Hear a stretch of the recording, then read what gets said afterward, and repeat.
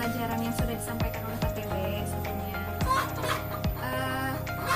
Masih di bab 2, tapi kita balik ke bab materi yang ke dinamika pelanggaran hukum.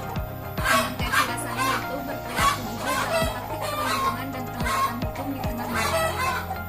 Nah, adapun setelah pembelajaran ini, kalian diharapkan mampu memiliki perilaku jujur dalam praktik perlindungan dan penegakan hukum di tengah masyarakat, lalu menjalankan perilaku jujur tersebut dalam praktik perlindungan dan penegakan hukum di tengah masyarakat. Nah, sebelum kita ke pembelajaran, alangkah lebih baiknya kita berdoa terlebih dahulu. Silakan untuk Dina dipimpin saja. Baik, kita lanjutkan dengan mengabsen. Yang pertama Dina, Valerin, Winnie, semua ya. Sebelumnya saya ucapkan terima kasih karena kalian sudah bersedia untuk menjadi murid saya pada hari ini. Kita akan lanjutkan ke materi saja. Sebelumnya ada yang masih ingat pembelajaran sebelum ini apa? Bagian B, peran lembaga penegak hukum dalam menjamin keadilan dan kedamaian. Coba ada yang tahu, masih ingat gak peran dari Kepolisian Republik Indonesia? Kita lanjut ke pembahasan ini tentang dinamika pelanggaran hukum di Indonesia. Sebelum kita ke materi, saya ingin menunjukkan sebuah video.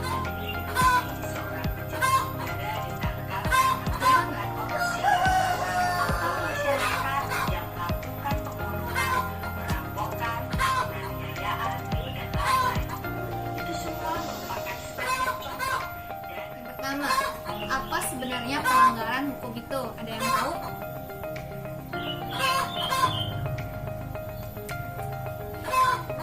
Kita kesini ya. Pelanggaran hukum.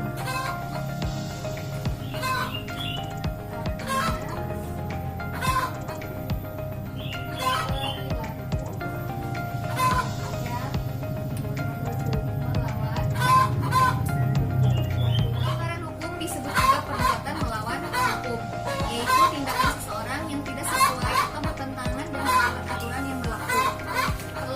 Pelanggaran hukum merupakan pengingkaran terhadap kewajiban-kewajiban yang telah ditetapkan oleh peraturan atau hukum yang berlaku.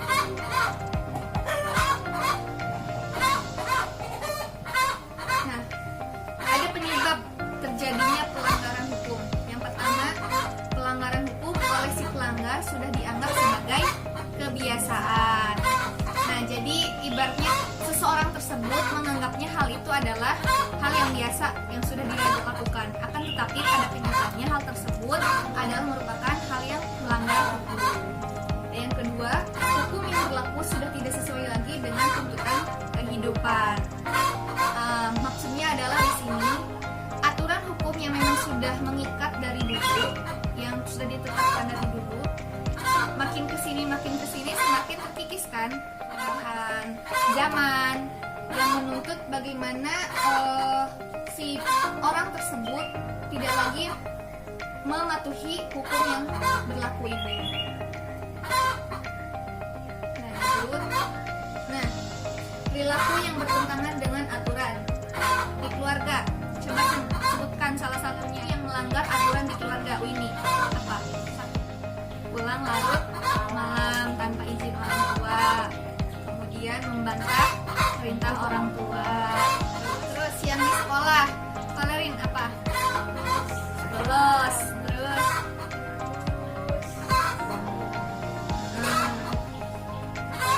merokok. Terus pacaran tidak mengikuti tertib, seragamnya kependekan, dikeluarkan, tidak rapi, rambutnya acak-acakan. Terus yang di masyarakat ini apa? Bangsa dan negara di gambarnya sama tadi, tidak mematuhi rambu lalu lintas. Terus kalau yang dilakukan oleh pejabat, korupsi, macam-macam sanksi atas pelanggaran hukum. Seperti yang kita ketahui, norma ada 4, norma agama,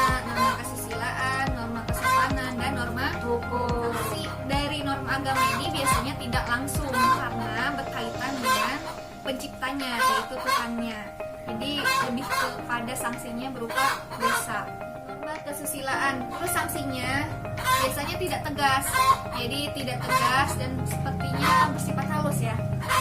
Itu hanya karena hanya diri sendiri yang merasakan. Biasanya ada rasa menyesal setelah melakukan alasan yang jelas. Nah, Dina kan sudah menunggu, tapi Winnie tidak datang. Nah, setelah itu kan biasanya Winnie akan merasa bersalah karena sudah beringkar janji kepada Dina. Yang ketiga, norma sanksinya sama, tidak tegas juga, tetapi dapat diberikan oleh masyarakat dalam bentuk celaan, cacian, cemoohan, pengucilan, terus digosipkan. Norma hukum sanksinya tegas, tidak seperti dua sebelumnya. Yang ini lebih ke tegas dan nyata, serta mengikat dan memaksa bagi setiap orang tanpa terkecuali. Dan ini biasanya langsung berkaitan kepada badan hukum yang berlaku seperti polisi, kemudian pengadilan, terus juga lebih kepada ini mah tentang melanggar pasal-pasal atau aturan-aturan yang berlaku. Dan biasanya sanksinya adalah penjara. Tapi semua elemen dalam masyarakat juga harus ikut berpartisipasi, termasuk kita sebagai warga negara Indonesia. Kita merasanya, saya masih anak sekolah, ngapain saya ikut mengikuti peraturan yang ada di negara? Itu nggak penting. Nah, itu jangan berpikiran seperti itu, karena alangkah lebih baiknya sedari dini kita ditanamkan nilai-nilai ini.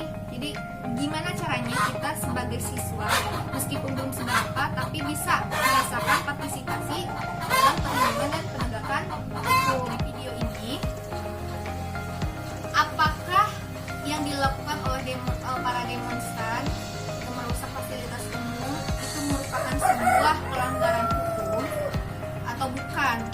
Kalau iya, kenapa? Kalau misalkan tidak, ini bukan pelanggaran hukum karena sudah ada undang-undang yang melindungi, misalkan melakukan demonstrasi sudah dilindungi oleh negara, nggak apa-apa gitu kan.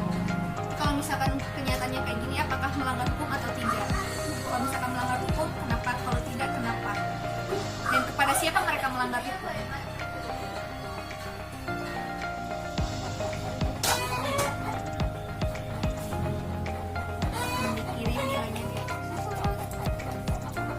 Selesai sudah pembelajaran